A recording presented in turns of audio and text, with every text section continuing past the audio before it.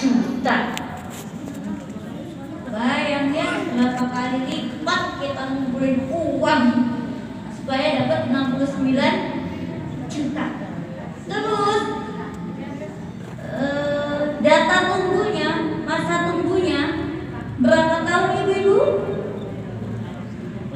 30 tahun. Kurang lebih sekitar 20 tahun.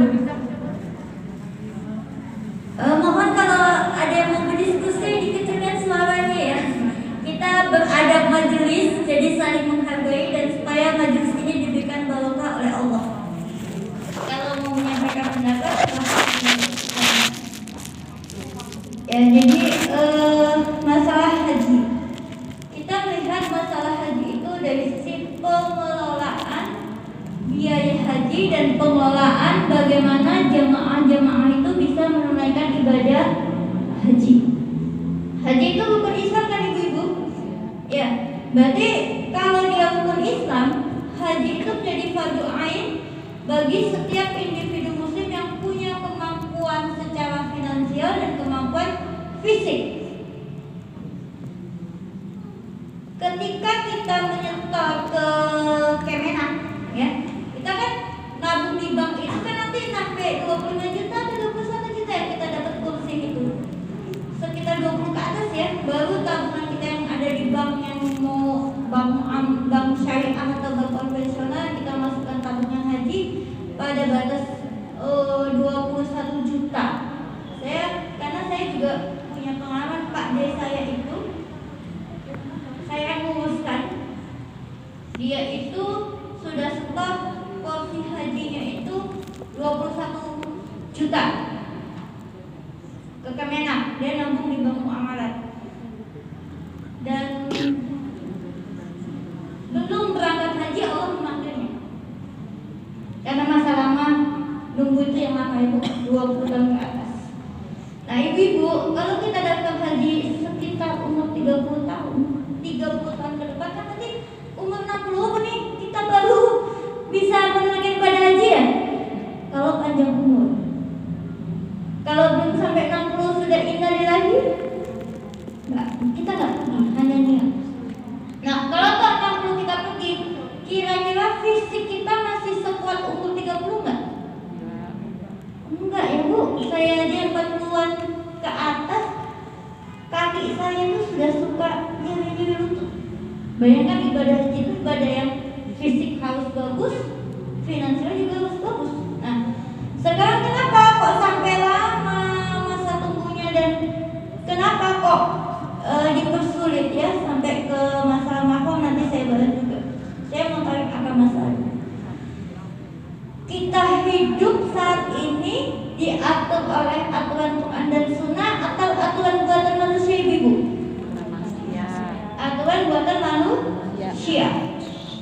Atau dengan kata lain kita muslim tapi hidup kita itu memakai aturan-aturan yang disahkan oleh DPR atau manusia. Dan ketika aturan kehidupan kita itu diatur oleh manusia, maka ini dinamakan dengan sistem kapitalisme atau sistem sekulerisme. Nah, sistem kapitalisme ini pandangan tentang kehidupan itu bagaimana hidup ini dalam rangka untuk mencari keuntungan sebanyak-banyaknya. Kenapa? Karena kapitalisme, dalam sistem kapitalisme atau sekularisme, hidup itu ya bebas menumpuk-numpuk kekayaan, bebas memperoleh keuntungan materi, karena dasarnya materi. Dan sekularisme atau kapitalisme itu lahir di Eropa sebagai reaksi dari kebijakan kaum gereja. Jadi ketika itu masa revolusi industri, kaum pemikir Eropa itu punya pendapat bahwa pendeta nggak usah ikut campur dalam urusan kehidupan. Nah, ini sekarang diterapkan di tengah-tengah kehidupan kaum muslimin.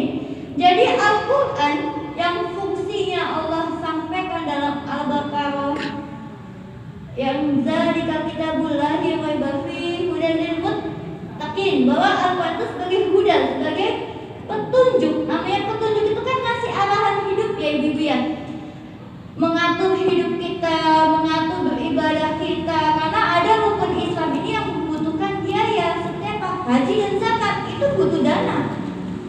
Dia nggak bisa kalau tanpa dana. Ya, maka dalam kehidupan kapitalisme tadi yang serba matre, ya, serba materialistis, segala sesuatunya untung rugi, termasuk dalam pelayanan ibadah pun pemerintah memandangnya bukan sebagai pelayan umat tetapi sebagai pembisnis. Ya enggak? Sekarang dana kita ketika kita sudah dapat 21 juta masuk ke Kemenak, bisa nggak kita ambil dana ini? Nggak bisa. Kira-kira dana itu dipakai kemana ibu? Dana-dana haji tadi itu diputar. Kalau nggak diputar kita bisa cepat berangkat, ya enggak? Tapi karena pikirannya untung rugi, maka dia akan berpikir bagaimana dana umat yang 21 juta itu dikelola supaya dapat keuntungan. Dibungakan, diputar, dipasang saham. Jedanya 30 tahun banyak nggak bu untungnya? Banyak. Apakah jamaah haji itu cuma ratusan orang? Enggak. Ratusan juta. Kalikan aja 21 juta berapa duitnya sudah. Ya, itu loh dananya itu. Jadi dana haji yang disetor ke pemerintah itu akan diputar, dikelola menurut versi ekonomi kapitalis. Dan untuk apa? Main di pasar saham. Selain itu untuk apa? Dana umat tadi dipakai untuk pembangunan proyek-proyek jalan tol dan lain sebagainya. Makanya jamaah haji itu harus dia melunasi, tapi juga nggak segera berangkat kan? Kalau misalnya mau melunasi juga dananya kan semakin besar ya. Jadi kesalahan mendasarnya ketika kita itu hidup dengan aturan yang tidak sesuai dengan syariat Islam, tidak Islam kafah, maka yang terjadi ketika penguasa atau pemerintah itu melayani umat bukan sebagai pelayan, tapi sebagai pembisnis. Nah, kalau dana itu ditahan, dikelola, siapa yang dapat untung ibu-ibu? Ibu atau pengelola? Pengelola. Jamaah nggak dapat untung apa-apa, ya nggak? Nah, pas tiba waktunya dia berangkat, ada masalah tentang mahram. Yang saya tahu beberapa travel ya itu ada menyediakan umroh mahram dadakan. Maksudnya bukan mahram di mahram-mahramkan. Itu juga salah. Kenapa harus mahram? Wanita ketika dia keluar rumah perjalanan lebih dari 3 hari, ya, maka itu harus punya mahram. Mahram itu ya berarti jalur pamannya dia, anak laki-lakinya dia, gitu ya, saudara laki-lakinya dia, atau berjamaah berapa puluh wanita sama-sama. Itu namanya mahram. Nah sekarang kenapa kok mahram juga susah? Ya tadi kembali pada pengelolaan haji kita saat ini. Kalau Bu Ina tadi tanya ada apa dengan pengelolaan haji kita? Ya pengelolaan kayak haji kita itu sekali lagi kembali pada prinsip untung dan rugi. Jadi bukan ikhlas melayani rakyat, tapi dapat untung nggak aku dari bisnis haji ini? Kan gitu. Dapat untung nggak? Indonesia itu termasuk yang waiting listnya, daftar tunggunya paling lama. ONH Plus saja ibu, kalau dulu kan ONH Plus itu kan setahun paling lama ya. Sekarang ONH Plus itu paling cepat 5 tahun baru bisa berangkat. Itu dengan tarif ratusan juta. Ya, terus ada lagi yang kemarin viral, Haji Furoda. Ya, Haji Furoda itu kayak apa sih? Haji Furoda itu travel langsung ngurus ke Arab Saudi, langsung berangkat tahun ini, tapi di atas 300 juta ya.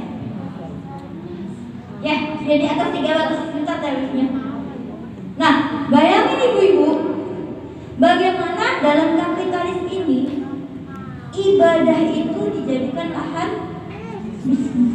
Kita susah ngebayangin kapan bisa naik haji ya, ngumpulin uang sekian puluh juta kalau mau cepet ikut Fuwoda. Jadi Fuwoda itu bedanya apa dengan Kemenak? Kalau Fuwoda dari travel itu langsung lulus ke Arab Saudi, dapat visa dari sana, langsung ibadah. Jadi dia nggak pakai daftar tunggu.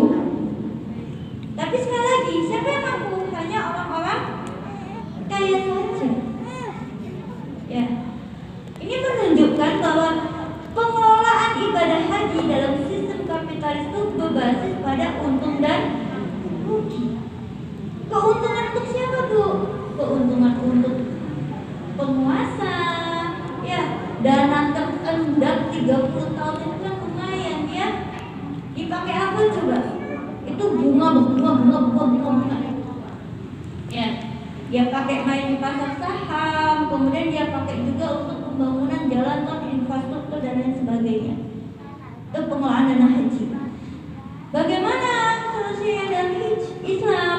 Haji itu ibadah fardu ain, dan penguasa dalam sistem Islam itu dia sebagai pelayan umat, pelindung umat.